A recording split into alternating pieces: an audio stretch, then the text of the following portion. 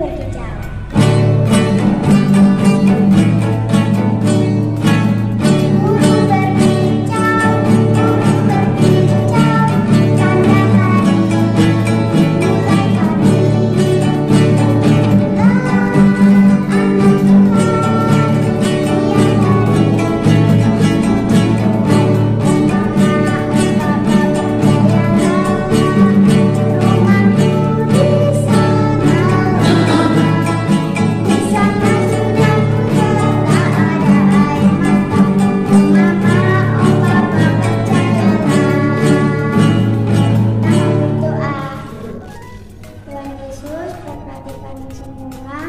Supaya kami dapat mendengarkan firman Tuhan. Lalu kami mengucapkan kemuliaan. Mari kita memuji Tuhan lagi dengan judul bagaimana cara Musa.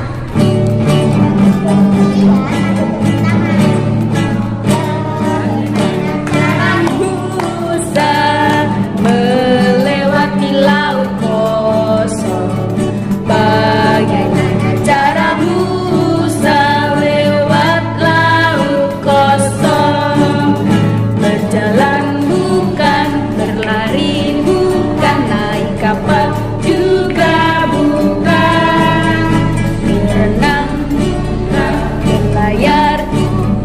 Bagaimana caranya? Allah gunakan angin bertiup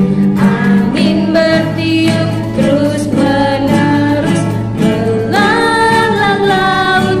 Musa berjalan di atas tanah kering. Bagaimana cara Musa melewati laut kosong?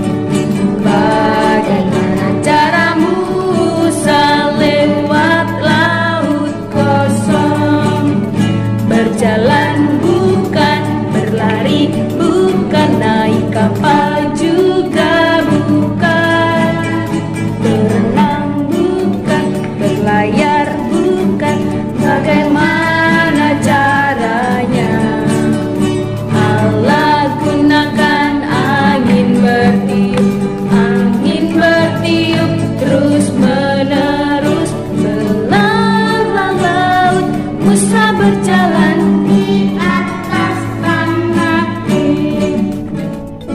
Kita akan memberikan persembahan di dalam kotak persembahan yang sudah diberikan.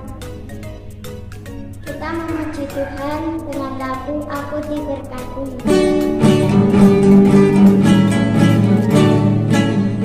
Aku diberkati, sepanjang hidupku diberkati. Mulai dari bangun pagi, siang berganti malam, aku diberkati.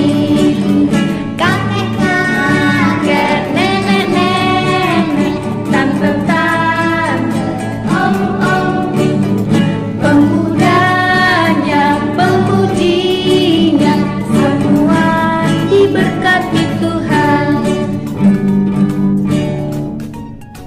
Kita mau mendengarkan firman Tuhan. Mari kita berdoa dulu.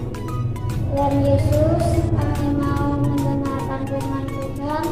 Berkati kami supaya dapat mendengarkan firman Tuhan dengan baik.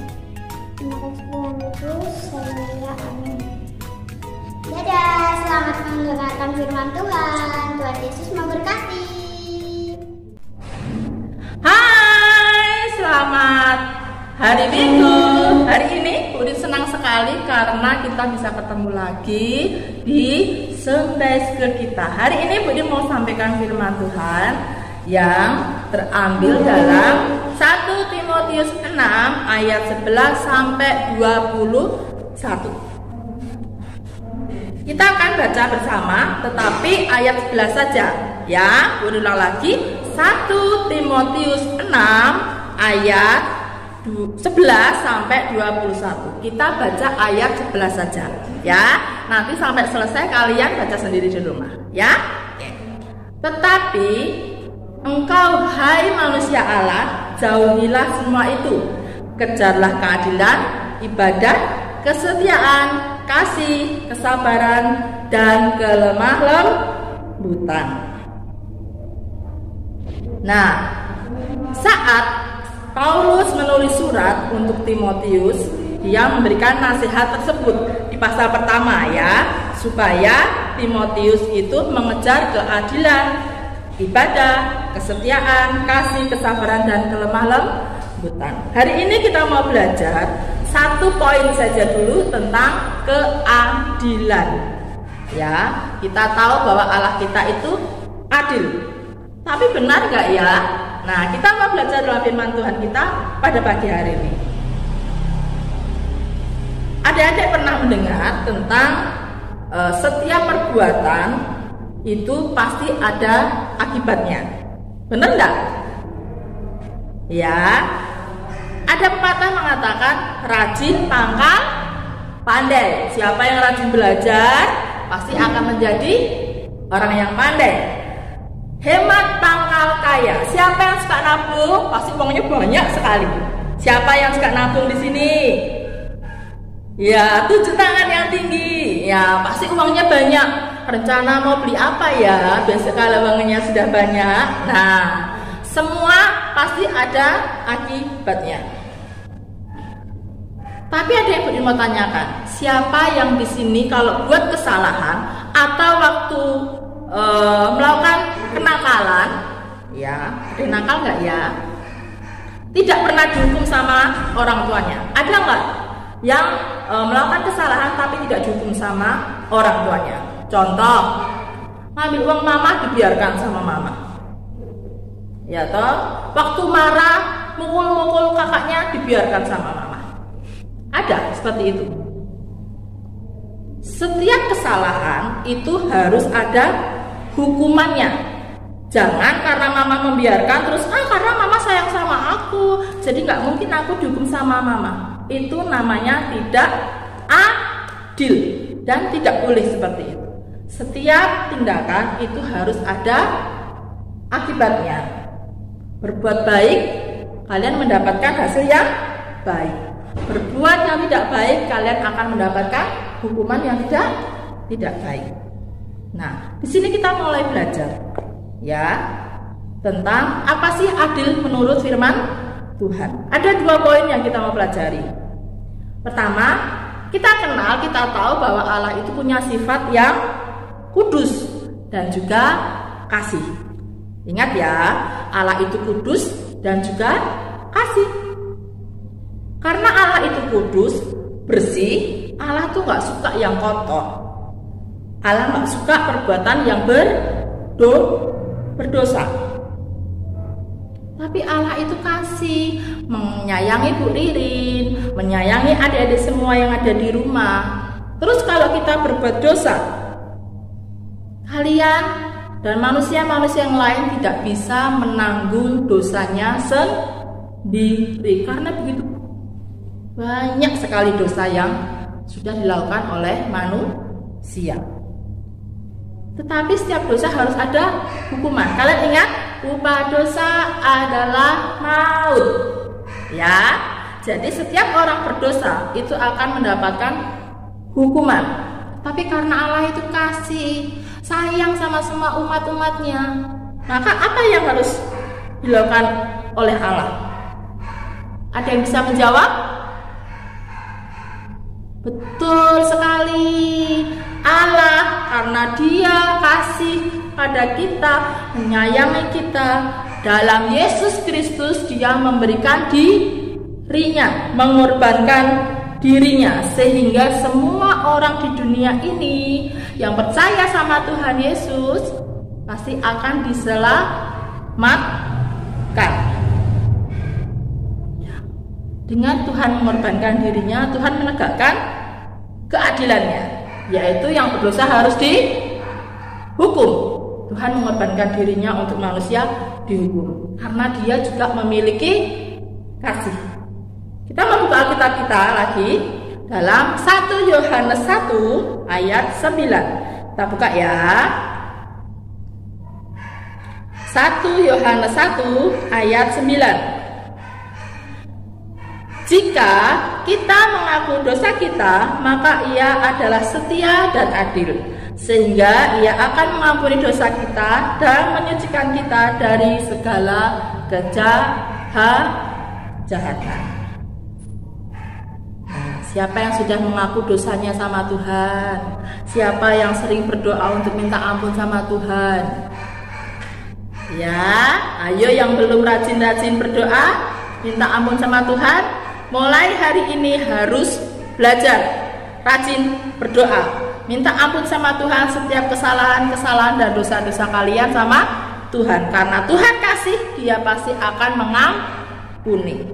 Poin kedua, tadi kita belajar tentang sifat Allah, Allah yang kudus dan kasih. Sekarang poin kedua, kita harus percaya kepada keadilan Tuhan. Mama sering beli kue nggak di rumah?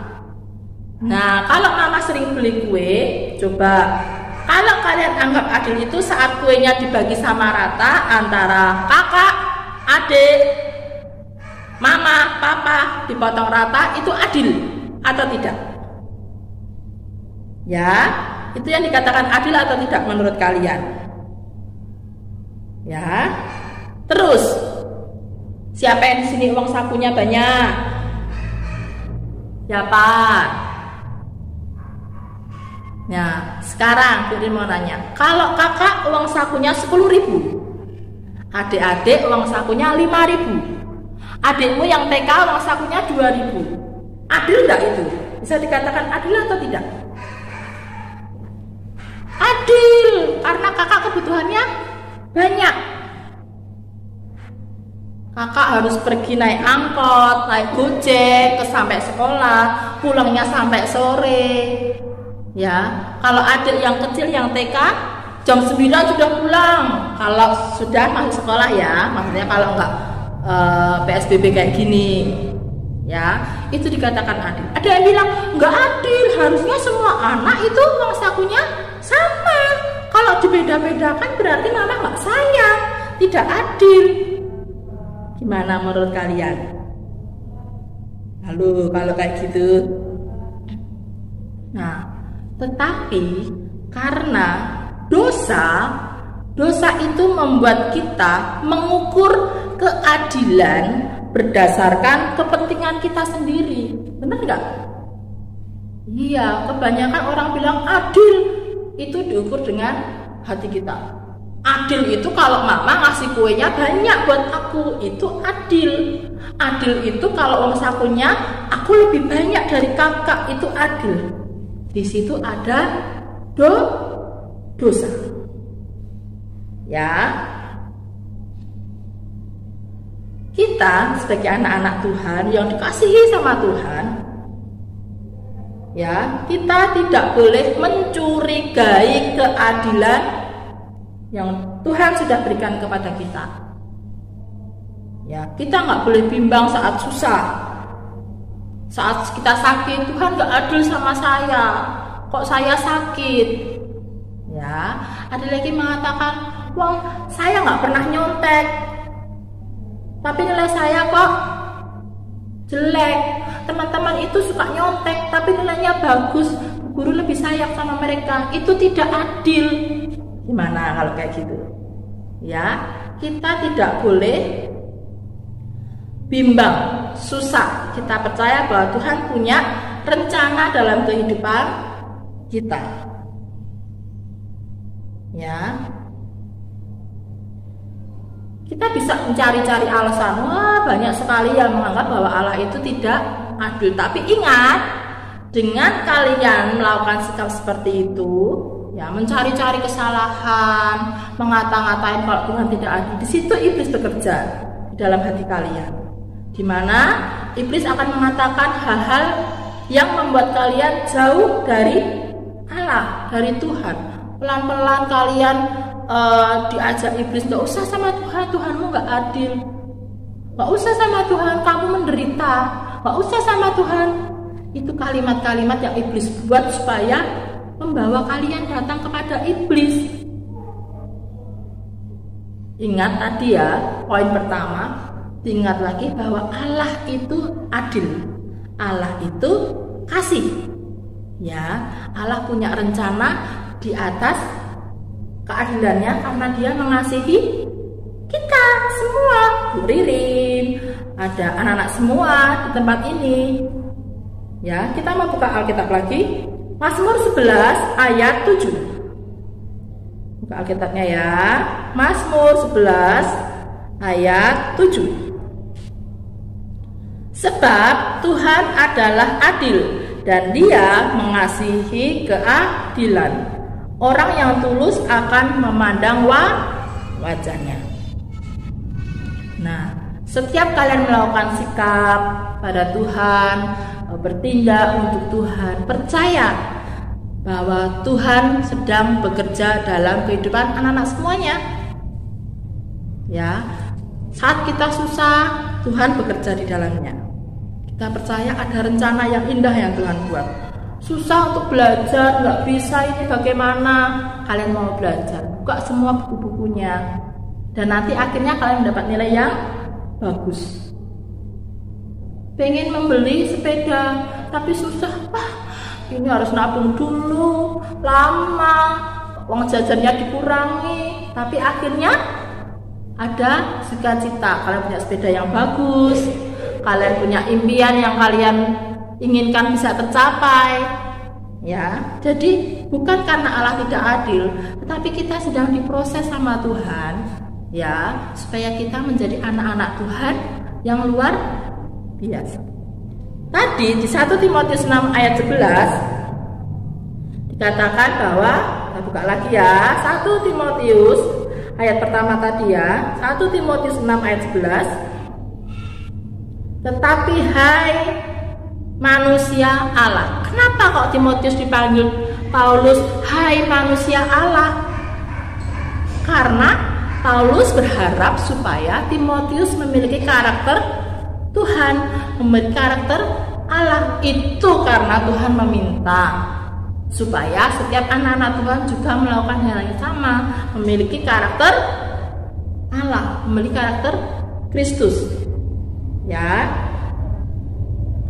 ingat ya bahwa Allah itu adil atas semuanya.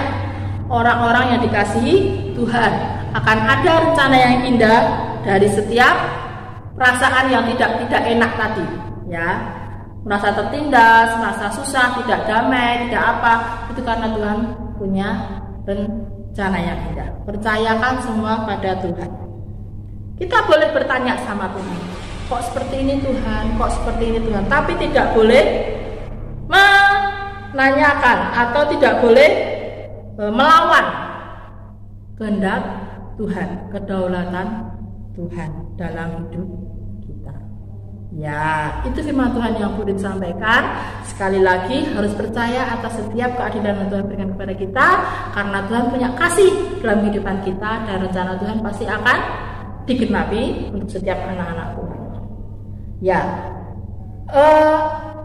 anak-anak ada tugas, ya, anak-anak menghafal ayat 1 Timotius 6 ayat 11 di video dan dikirimkan ke grup Sunday School. Itu dulu ya, terima Tuhan ya. Terima kasih, Tuhan Yesus memberkati. Kita berdoa dulu ya. Tutup mata, lipat tangan, tunduk kepala, kita berdoa. Tuhan Yesus, terima kasih pagi hari ini kami bersyukur karena Tuhan Yesus baik, menjaga kami, memelihara kami, memberikan kami rencana-rencana yang indah atas kasih Tuhan dalam kehidupan kami. Terima kasih Tuhan Yesus, kami berdoa, haleluya, amin. Terima kasih, selamat hari Minggu.